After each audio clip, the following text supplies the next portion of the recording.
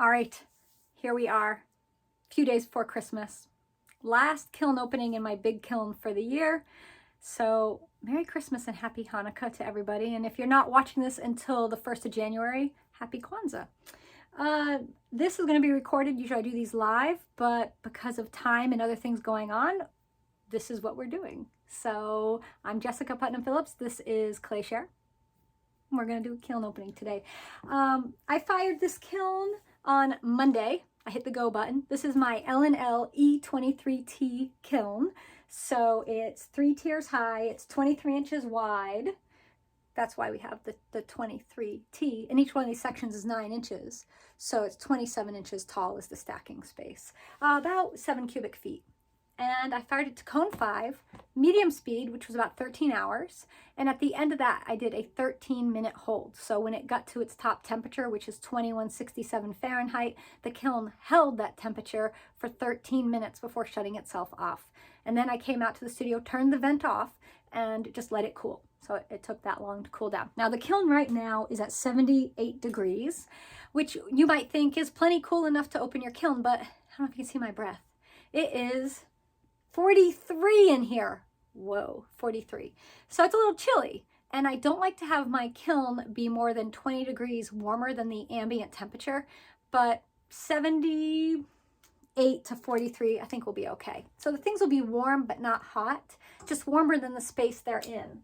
And I don't want to shock the pieces by having a huge temperature change, but I think this will be fine. I think this will work. So let's open this up. And I did do a tiny peek like a couple hours ago, but it was just tiny, a teeny bit of a peek. So we'll start with the cone pack. So here we have our cones. This is cone 4, 5, 6. You can see 5 is nice and bent over. That's what we want to see in our firing. You know, you want to get to that target cone. So we're just going to set this off to the side here, put it down there, and we can refer to that later. And well, you get your notebooks ready so you can write down these combos, because I'll tell you what glazes I used and the clay. Put my glasses on so I could see better. Oh my gosh, this came out super duper cute. Look at this sweetie pie. Here's the bottom. So this clay is Laguna 60, which is a lovely, you can see warm brown, not super dark brown, but a nice brown color.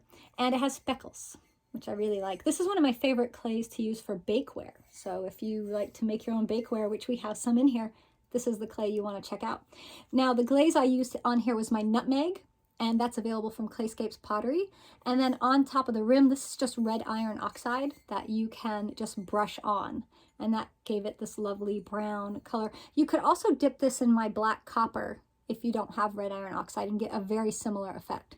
So this is the whimsical deer rolling pin, and can you see the nose is barely red? I used a tiny bit of Mayco Stroke and Coat, their hot tamale on the nose, just to give one that red nose.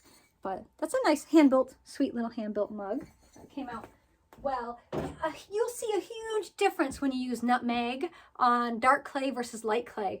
I don't have anything down here on light clay right now with nutmeg, but it's much lighter and orangier than it is on a darker clay or speckled clay. It goes warmer. It has the look of, if you like reduction fired pottery or wood fired pottery, use a darker clay with the nutmeg and you're going to get some yummy results. So this is I can't keep them all, right? Sadly. Okay, moving on, the next shelf. This is one of the lovely pedestal dishes we made in a live broadcast. So, and there's the bottom so you can see it. And this tutorial is available on Clayshare. You can go watch it and learn how to make one of these fabulous dishes. The glazes used on here, and this is the floral batik rolling pin, just so you know. But the glaze on here was Chun Plum from Amaco. Sorry, this is all Amaco on this one. Chun Plum on this entire top surface, 2 coats, and then Smoky Merlot on the rim. You see the changeover right here, 2 coats of Smoky Merlot. So it does fill in a bit of the texture, but not that much. And look at the beautiful transition we have. I know ombre is really popular right now, and I wouldn't say it's a real ombre, but it has this really beautiful effect going on in there. And then the base is blue root teal also from Amaco. 2 coats brushed on, and then right here is blue or teal with a tiny bit of chun plum brushed on it. I mean Smoky Merlot, sorry, Smoky Merlot. That gives the, so how you can tell the difference between Smoky Merlot and chun plum, Smoky Merlot has purple undertones and chun plum is more red. So if you're in doubt, that's the difference between the two. But look at all the color variation we have on this one piece. So this will be nice to have for the holidays. Of course, all the glazes I'm showing you are food safe. I'm not going to show you anything that you could not use. Let's take this shelf out. All right. Oh, I'm so glad about this. Well, all right, so I'm just going to put it out there. I had a bit of an obsession with chun plum when I was doing the glazing. I sort of couldn't help myself. It is one of my favorite Amaco glazes. It's in their Potter's Choice line. But I used chun plum on the center. Oh my goodness, look how cute it came out. And then on the edge here is Smoky Merlot. So that's what I used here. And then on the back is Smoky Merlot. And do you want to guess what did this? You want to guess? Who's guessing? Look at how yummy that is. It's a different glaze. Okay, it's Dark Flux from Mayco. Write that down. Write it down. Get out your paper, write it down. I'm not kidding. Chun plum, 2 coats. Smoky Merlot, 2 coats right here. But I do have an overlap of the chun plum by 1 coat just to about here. Not all the way, just till about here. Then 1 nice thick coat of Mayco Dark Flux on the rim. Look at that. If your Dark Flux is too thin, do 2 coats. Oh, it's perfect. And then the back is great too. Look at that edge. I know it's upside down, but you can still see. I love it. Good combo. Dark Flux, great on Smoky Merlot. Just so you know, write these down, right? This is, so when you're using Smoky Merlot and you want a little something extra, put some Dark Flux on it. It gives you that a little je ne sais quoi. Okay. Where to go now? Here. Oribe, 1 coat dipped with red iron oxide brushed on the rim and the handle. I applied the red iron oxide first before the glaze, and then I poured the inside, poured the glaze on the inside, poured it back out, and then just bloop, dipped the whole thing in. It's a really beautiful green. And this is the Evergreen Trees mini roller. I know. Sweet, right? I love it. If you like outdoorsy, foresty things, this is the perfect combo for this rolling pin, I have to say. And this is one I unloaded off camera in my baby kiln a little while ago. Same combo. So look how sweet this set is going to be. I know. I'm excited for it too. All right. Where to go? Okay. Well, sticking with the chun plum love that we're having, chun plum 2 coats on the inside. The outside of this is 1 coat dipped of my new Wild Aster. It's a pinky purple. So don't think it's a gray purple, or it's a pinky purple. It's a little thin on this. You can really see its true color kind of getting in there, but it's a celadon glaze. And that'll be available in February through Clayscapes Pottery. And then on the rim and the handle is my Lake Blue. And that's a glaze you can get now. But nice combos, right? That we got going on.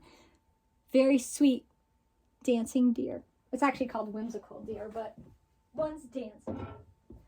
All right, so much. Oh, this came out super good. Are you ready for spring yet? No, not yet. We have to have the holidays first. So this is orange underglaze from Speedball, applied and wiped back to the surface, the Glaze B-Mix. And then I dipped it in my brand new Buttercup glaze. So it's a yellow celadon. And you can see it's a really vibrant yellow. Not like some other yellows that are warmer. It's very, very much yellow. It's Buttercup. Little stamp from Debbie from De La Design Gifts. Little chicken. I love it. And I thought it was appropriate to go with the daisy pattern. And so this was a little hand-built vase. On the rim, I dipped it in a bit of cream from Clayscapes just to see what happens. And it did have a little nice running. I think I could have done another dip, but if you're looking for a super sunshiny yellow, a sunshine yellow, that's the one for you. Now, I've got a bunch of these elf leg mugs that I've got still to do mother of pearl luster on. That'll probably happen tomorrow, and then they go back in the baby kiln. But the glaze on here is my chun, watered down, so it's much lighter. And then I use Snapdragon Celadon from Amaco on the rim. The decals are from Sambao. So by using my chun, it's a blue glaze. It's tinted the green to make them a little bit of a sage green color. So that one is one that just says Joyeux Noël. And then this is a personalized one. So I've got some stuff still to do for these. But 2 coats of the Snapdragon inside and on the rim and on the handles. And then the chun was 1 coat dipped. And then here's another fun one. You could use a clear if you want to, but I went ahead and used the chun because I had it there and I was glazing with it. How cute is this? So there's a bunch of these in the kiln. We'll see them as we go through this. I'm going to be a little fast because it is only, didn't I tell you, 43 out here? It's kind of cold. Oh, it's now 42. It's getting colder by the minute. It was a whole 6 degrees this morning. So it's getting a little too cold to run the kilns in this space. When I get the new studio, it'll be heated and then I won't worry about it. But this space here is not heated. You shouldn't really fire your kiln when it's 40 degrees or colder. It's just what kiln manufacturers recommend. Also, you can get error codes because your kiln can't heat up fast enough, and that can throw off your firing. So many good things coming out of this next bit here. Let me get these out. I never know where to start. So right here is black underglaze applied and wiped back to the surface. It was Speedballs black. And then I applied so these are 2 new glazes. This is that wild aster brushed on. So I didn't dip it, I brushed it. And then I have a brand new blue. It's Himalayan blue poppy. If you don't know what a Himalayan blue poppy is yet, pause this and go search it up. It's a magical flower. It's a very rare blue color, and they actually grow here in Vermont. So you might notice a theme. The names of all my new celadons are after flowers. So I have wild aster, which is a beautiful purple with pink undertones. I have my Himalayan blue poppy, which is this vibrant, bright blue. Buttercup, there's a tiger lily, and a couple others. And I'm not going to tell you all the names yet. You're going to have to wait. So front and back, really cute. Kind of grayed down the purple by putting the Himalayan blue poppy on the wild aster. So you might be watching this a year from now and those glazes are out. And this is a great way to combine them. And now that I said that, let me show you the Himalayan blue poppy by itself. Look at the blue. Look at that color. I don't know if this is doing it justice. It's crazy good. It's so good. And then I did dip cream 1 layer on the top. And then there's the inside. But it's a really beautiful blue celadon, which means it's going to work so good in all of our texture that we love. I love it so much. I'm super excited. And again, all these glazes will debut during ClayShareCon, which happens in February. And I'll put more info about ClayShareCon out next year. So some more of those mugs, the elf leg mugs. So this one for Kev. So do you see what happens when you put this chun glaze? It has zinc in it. So when you put zinc containing glazes over underglaze decals, it shifts the color just a bit. So it shifted the color from bright green to sage green, but I know Kevin is going to love that because that's right up his alley. And then I made Riley 1, 2. So this is my family, our little family mugs, if I don't break them before I get them to them. And there should be one more for my eldest, for Leanne. So she got that one.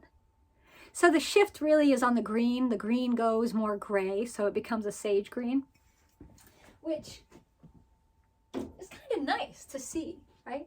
And if you know it's going to do that, then you plan for it. You guys think?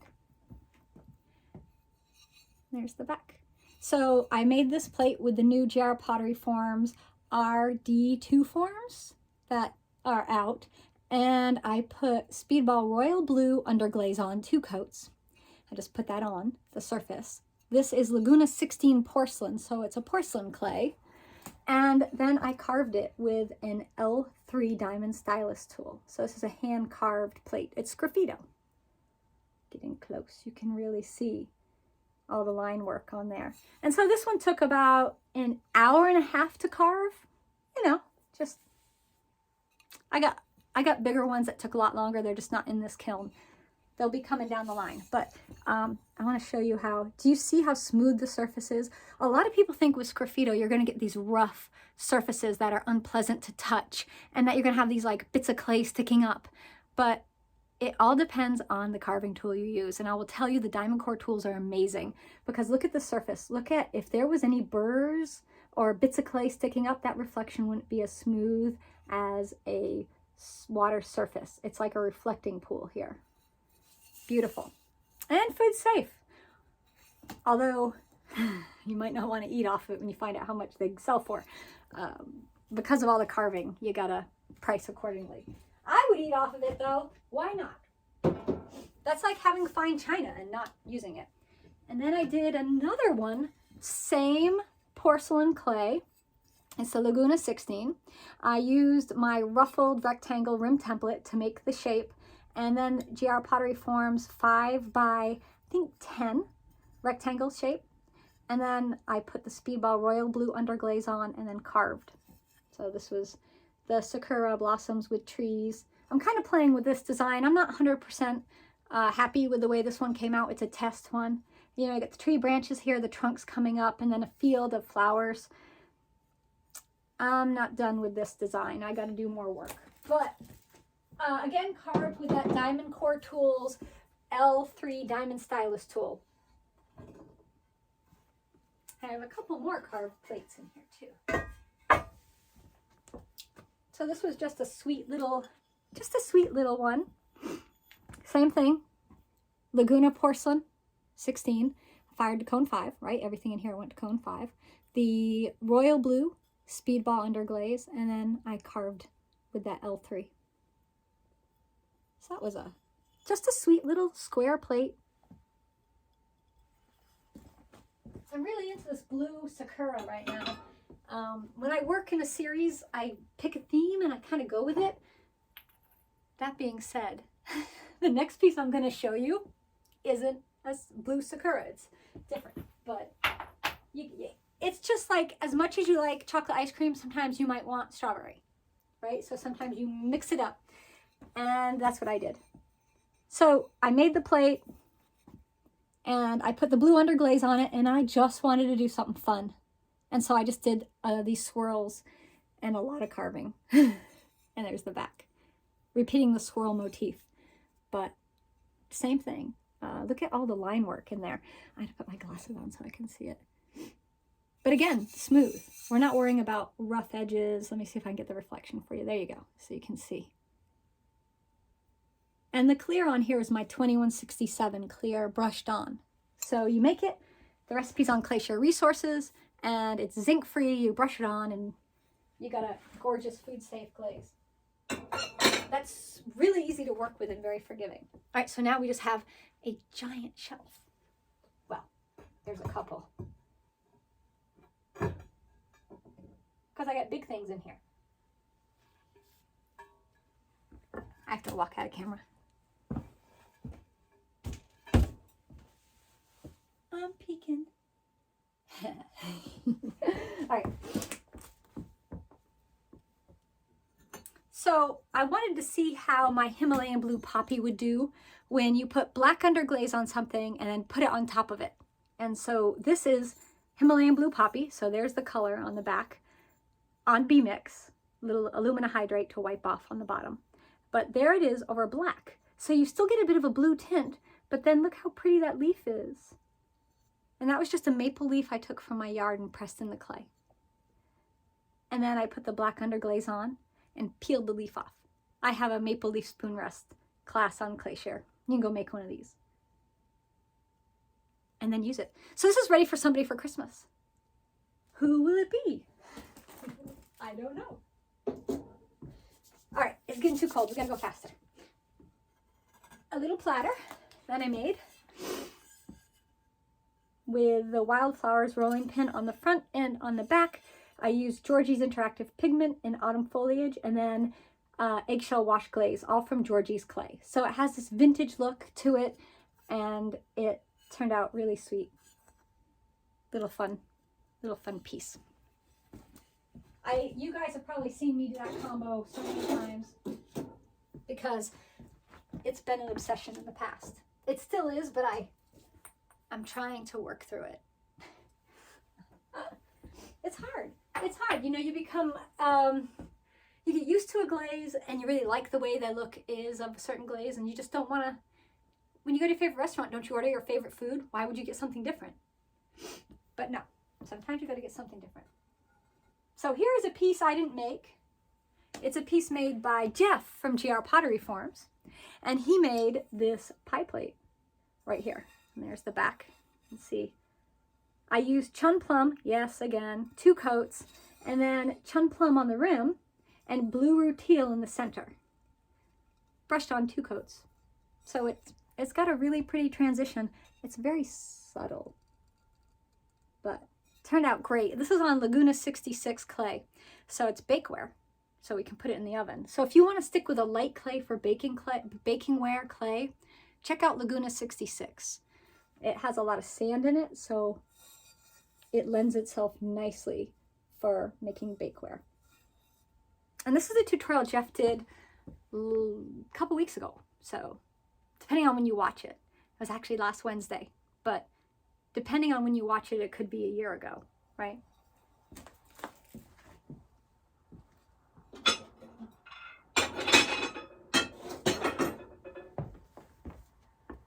And another big shelf. This, I just gotta make sure I release it. There's nothing worse than lifting your kiln shelf up and the post staying attached, and then it falls on your pots and shatters them. Yeah, well, you know, we've probably all been there.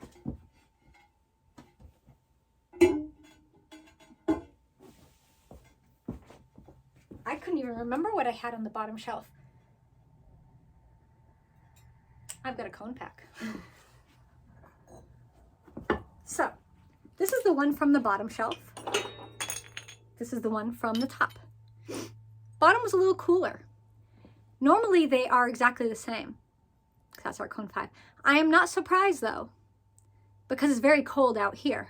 Might have been harder for the heat, and heat rises, so the bottom tends to be a little cooler. Not off enough for me to get upset. No, not at all. So they're close enough. There's a little margin of error on either side. It's fine. All right. Okay, this is a good one to show you. Black underglaze applied and wiped back. And then this is my wild aster applied to the surface. So you can see how the purple works with black. And it really gives a true color of my wild aster, I think. It's more violet-y. It's definitely got pink undertones. It's a more pink purple, I would say. Slightly. Pretty good. Happy. These are glazes that I have developed and used in my studio for over 10 years. This new line of celadons. They're not anything brand new. So some of them I've changed the colors a little bit, just slightly, tweaking them. But I'm really happy with them. I'm really happy with this. The back's got a daisy texture. Yep, that's chun plum again. I know. And then on the rim, I used blue rutile and smoky merlot. So if you look at it close, that has been a thing for me, right? The smoky merlot, 1 coat, blue rutile, 1 coat on top of chun plum. but I like how it creates a border of color, you know? And this is actually a platter that's meant to be this way.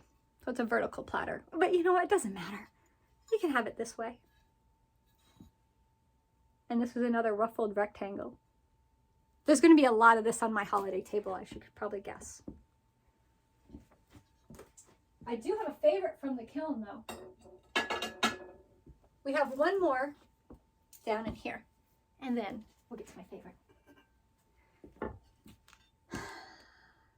Yep, I'm very happy.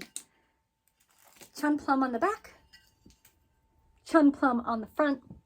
Again, chun plum, blue rutile, chun plum 2 coats, but I overlapped by 1 coat to here. Do you see it? Do you see the overlap happening right there? And then blue rutile right up to the edge, blue rutile. So we got a blue coming into this, a little bit of a purpley happening in here, and then moving into this chun plum color, and then moving back out. So it has this lovely gradation. Little drop. See this? Had a drop. I don't care. It gives it character. I think it's very cute. So, little holiday dish. Not the traditional holiday colors, right? Normally we want to see reds and greens and stuff, and I might want to use this. I don't mind that it's a tree shape or deer or snowflakes. I could use this outside of Christmas, right? And I plan to. So which one was your favorite? You can let me know in the comments. I'm going to show you my favorite. So think about what one's your favorite. I'm going to go grab my favorite. I'll be right back. They were all, it's hard because there's a couple, the carved ones are, all right, so the carved pieces are always favorites. Yes, absolutely. But I am so happy with this piece right here. I had a totally different glaze plan for this. And then I was glazing and I said, oh, I'm going to try this. And it worked great. Now remember what it was. It was chun plum 2 coats, smoky merlot 2 coats up here, and then Mayco dark flux. So Amaco chun plum, Amaco smoky merlot, Mayco dark flux. All right here. And that gives that beautiful running. If you love the peacock glaze look, this is sort of like that a little bit with the super drippy. But yeah, this one's my favorite. All right, there you have it. Hope everybody's having a wonderful holiday season. Clayshare is going to be on break until the 2nd of January.